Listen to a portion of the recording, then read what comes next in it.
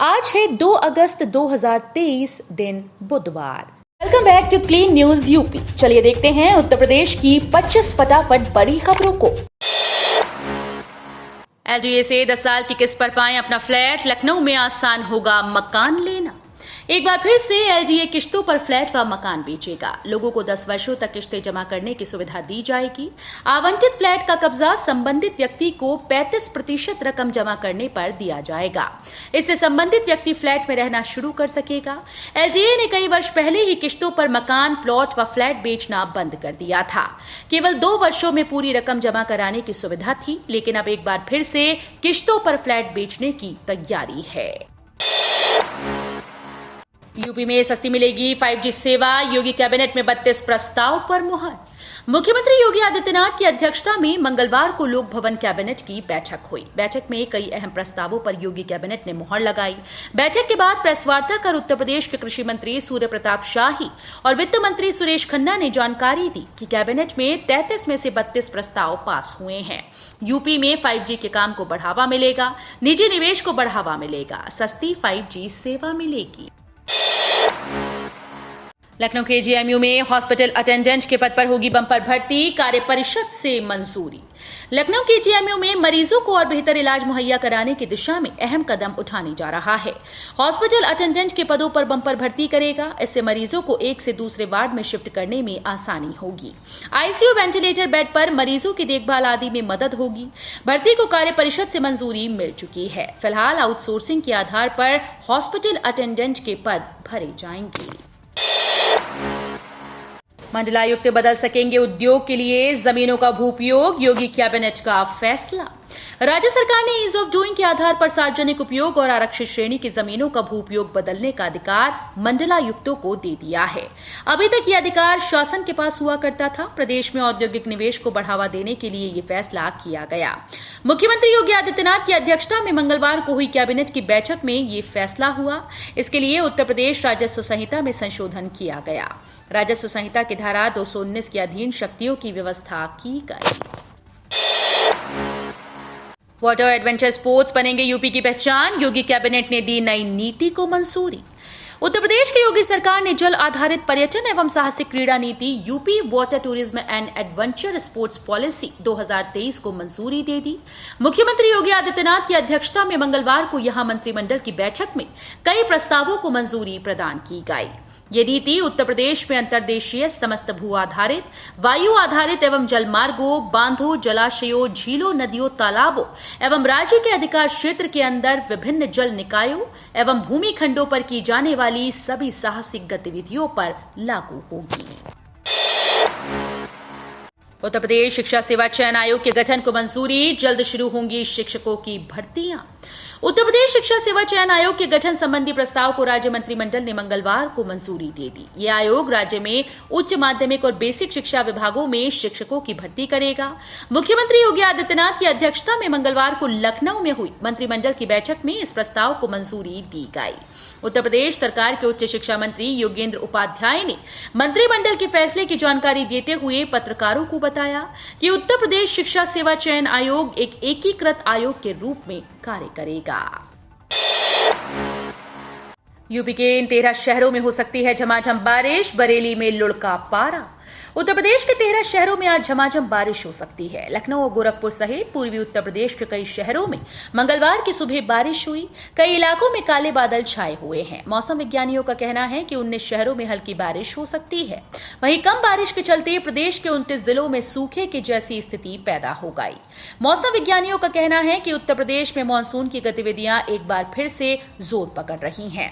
अगले 6 अगस्त तक कई जिलों में अच्छी बारिश होने के संकेत हैं। यूपी के 22 जिलों से होकर गुजरेगा 700 किलोमीटर लंबा नया एक्सप्रेसवे, जमीन अधिग्रहण का काम शुरू। योगी सरकार गोरखपुर से शामली तक ग्रीनफील्ड एक्सप्रेसवे का निर्माण करने जा रही है। ये एक्सप्रेसवे 700 किलोमीटर लंबा होगा। खास बात यह है कि इस एक्सप्रेसवे के बनने के बाद हरियाणा और पंजाब तक की भी दूरी कम हो जाएगी। एक्सप्रेसवे निर्माण को लेकर डीपीआर तैयार किया जा रहा है। गोरखपुर शामली एक्सप्रेसवे यूपी के 22 जिलों से होकर गुजरेगा। दरअसल इस एक्सप्रेसवे प्रोजेक्ट की तैयारियों को लेकर पिछले कई महीनों से कयास लगाए जा रहे रहे थे। इस बीच लखनऊ में केंद्रीय सड़क परिवहन मंत्री नितिन गडकरी ने यूपी में रोड इंफ्रास्ट्रक्चर को लेकर शुरू हुई करोड़ों रुपए की परियोजनाओं के शुभारंभ पर इस एक्सप्रेसवे के निर्माण का ऐलान किया। ज्ञानवापी पर सीएम योगी के बयान का बागेश्वर बाबा ने किया समर्थन। उत्तर प्रदेश के मुख्यमंत्री योगी आदित्यनाथ के ज्ञानवापी मस्जिद पर दिए गए बयान की हर तरफ चर्चा हो रही है। सीएम योगी के बयान पर लगातार प्रतिक्रियाएं भी आ रही हैं। कोई उनके बयान का समर्थन कर रहा है तो कोई विरोध में है। इस कड़ी में अब बागेश्वर धाम के पंडित धीरेन्द्र कृष्ण शास्त्री ने सीएम योगी के बयान का समर्थन किया। धीरेन्द्र शास्त्री ने कहा कि ज्ञानवापी का तो नाम ही बताता है कि वो ज्ञान का कुआं है। कुरान मैंने पढ़ी नहीं, लेकिन कहीं उसमें ज्ञानवापी का जिक्र हो तो बताइए। धर्म लिबास से नहीं, विचार से, धर्म धमकी नहीं, ज्ञानवापी पर सियासत के बीच अखिलेश यादव की नसीहत।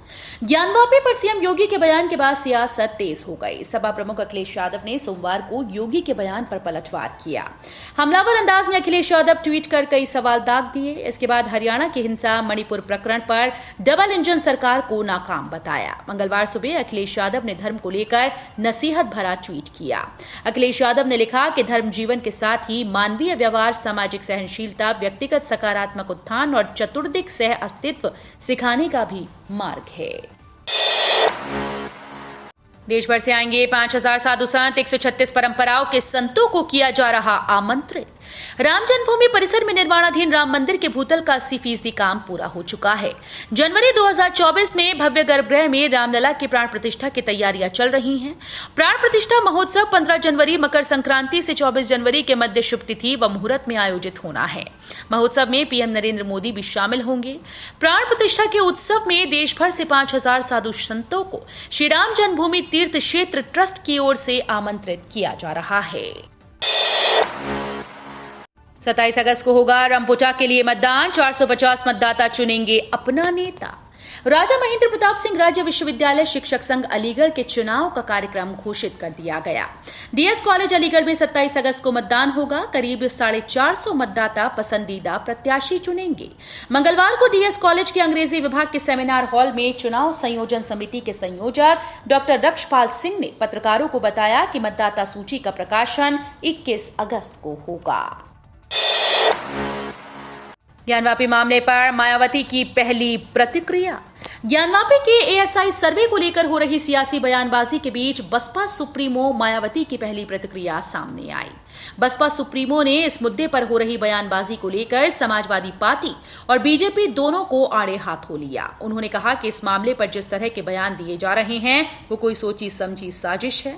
ये मामला अभी अदालत में विचाराधीन है, इसलिए इस पर बिना किसी वजह टीका टिप्पणी नहीं होनी चाहिए। हमें कोर्ट के फैसले का इंतजार करना चाहिए।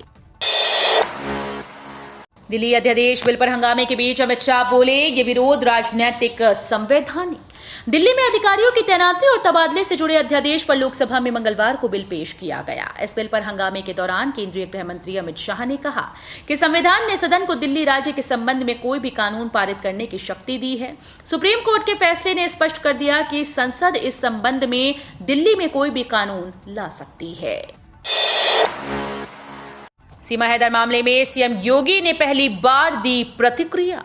उत्तर प्रदेश के मुख्यमंत्री योगी आदित्यनाथ ने सीमा हैदर मामले में प्रतिक्रिया दी है। समाचार एजेंसी एएनआई को दिए गए एक इंटरव्यू में सीएम योगी से पूछा गया कि क्या सीमा हैदर का मामला रिवर्स लव जिहाद है। इस सवाल के जवाब में उन्होंने कहा कि 2 देशों से जुड़ा हुआ मामला है। सुरक्षा एजेंसीज इस मामले को देख रही हैं। उनके द्वारा जो भी रिपोर्ट दी जाएगी उसके आधार पर विचार किया जाएगा। पाकिस्तान के कराची की रहने वाली सीमा हैदर पबजी गेम खेलने के दौरान नोएडा के सचिन के संपर्क में आई थी। पीएम मोदी कर सकते हैं शिलान्यास। एनईआर के 12 स्टेशन का शुरू होगा कायाकल्प, तैयार हो रही सूची। पूर्वोत्तर रेलवे के 12 स्टेशन का कायाकल्प अमृत भारत योजना के तहत कराने की तैयारी है। प्रधानमंत्री श्री नरेंद्र मोदी 6 अगस्त को इसका शिलान्यास कर सकते हैं। बताया जा रहा है कि प्रधानमंत्री वीडियो कॉन्फ्रेंसिंग के जरिए इस शिलान्यास कार्यक्रम में शामिल होंगे। जिन स्टेशन का शिलान्यास होना है उनकी सूची बनाई जा रही है। पूर्वोत्तर रेलवे में 55 समेत देश भर के 1275 स्टेशन अमृत भारत योजना के तहत कायाकल्प के लिए चिन्हित किए गए हैं। महंगा होगा बासमती चावल, एक्सपोर्ट मांग में इजाफा, सरकार के एक फैसले ने विदेशियों की बढ़ाई धड़कन। भारत के गैर बासमती चावल के निर्यात पर बैन लगाते ही अंतर्राष्ट्रीय बाजार में चावल के रेट 3% बढ़ गए। गैर बासमती के एक्सपोर्ट पर बैन के बाद बासमती चावल के निर्यात में उछाल आने की संभावना है। अब अचानक ही बासमती निर्यात की मांग बढ़ गई है। पीएम मोदी के साथ नजर आए शरद पवार का तंज, शिवाजी ने किसी की जमीन नहीं छीनी। एनसीपी प्रमुख शरद पवार ने मंगलवार को महाराष्ट्र के पुणे में आयोजित किए गए लोकमान्य तिलक राष्ट्रीय पुरस्कार समारोह में प्रधानमंत्री नरेंद्र मोदी के साथ मंच साझा किया। ये समारोह भारतीय राष्ट्रवादी, महान समाज सुधारक और स्वतंत्रता सेनानी बाल गंगाधर तिलक की 103वीं पुण्यतिथि के मौके पर आयोजित किया गया। समारोह में अपने भाषण के दौरान एनसीपी प्रमुख ने परोक्ष रूप से प्रधानमंत्री नरेंद्र मोदी पर तंज कसा। उन्होंने कहा कि शिवाजी महाराज ने कभी किसी की जमीन नहीं छीनी। सेना में ब्रिगेडियर और ऊपर रैंक के अधिकारी पहनेंगे समान यूनिफॉर्म। भारतीय सेना में आज से एक नया बदलाव लागू हो गया है। इस बदलाव के तहत सेना के अब ब्रिगेडियर और उससे ऊपरी रैंक के सभी अधिकारी समान यूनिफॉर्म पहनेंगे, फिर चाहे उनका कैडर और शुरुआती तैनाती कहीं भी हुई हो। सेना में समान पहचान और समान चरित्र और दृष्टिकोण को बढ़ावा देने के लिए ये बदलाव किया गया है। बैंक में शुरू हुई नई सुविधा, अब सेविंग खाते पर मिलेगा एफडी जितना ब्याज। काफी लोग ऐसे होते हैं जो कि अपनी सेविंग को कहीं भी निवेश करने के बजाय बैंक खाते में ही रखते हैं। आपको बता दें कि सेविंग्स खाते पर बैंक की तरफ से काफी कम ब्याज दिया जाता है। इस फैसिलिटी के द्वारा आपको एक ही बैंक खाते में सेविंग खाता और एफडी दोनों की सहूलियत मिल जाती है। इसमें आप बचत खाते के जैसे कहीं भी पैसा जमा कर सकते हैं और कहीं भी पैसा निकाल सकते हैं। आपकी जमा रकम पर ब्याज एफडी की दर से जुड़ता रहता है। अपने सेविंग खाते में यह सुविधा जुड़वाकर आप साधारण सेविंग खाते में जमा रकम पर मिलने वाले ब्याज की तुलना में 1.5 गुना तक ज्यादा ब्याज का लाभ उठा सकते हैं। गीडा में भूमि पूजन के साथ ही औद्योगिक गोदाम का निर्माण कार्य शुरू, मिलेगी हर तरह की सुविधा। गोरखपुर औद्योगिक विकास प्राधिकरण क्षेत्र में उद्यमियों को माल भंडारण के लिए अब दिक्कत नहीं होगी, क्योंकि इस इलाके में सेंट्रल वेयर हाउसिंग कॉर्पोरेशन की तरफ से 1.20 लाख वर्ग फुट क्षेत्रफल में औद्योगिक गोदाम बनवाया जाएगा। सीडब्ल्यूसी का ये यूपी में पहला औद्योगिक गोदाम होगा। मंगलवार को गीडा इंडस्ट्रियल एरिया में भूमि पूजन के साथ इस प्रोजेक्ट के निर्माण कार्य का शुभारंभ हुआ। अलर्ट मोड में आई यूपी सरकार, इंटेलिजेंस ने बढ़ाई राज्य से सटे जिलों में सक्रियता और निगरानी।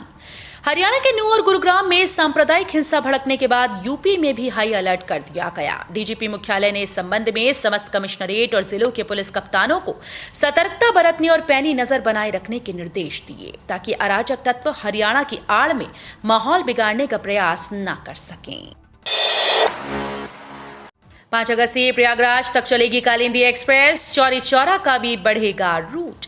भिवानी से कानपुर सेंट्रल के बीच चलने वाली कालिंदी एक्सप्रेस 5 अगस्त से प्रयागराज तक जाएगी। रेल मंत्रालय ने इस आशय का आदेश जारी किया है। ये ट्रेन कानपुर सेंट्रल पर आकर टर्मिनेट हो रही थी।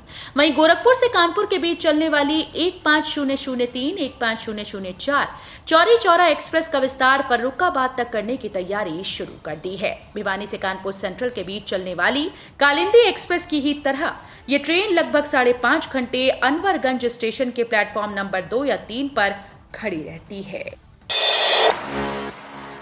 जैसे लूडो का खेल चल रहा है, जब लोकसभा में बोले असदुद्दीन ओवैसी, दिल्ली अध्यादेश पर भी बताया स्टैंड। दिल्ली के अधिकारियों के ट्रांसफर और पोस्टिंग से जुड़े अध्यादेश की जगह लेने वाले विधेयक को केंद्र सरकार ने मंगलवार को लोकसभा में पेश किया।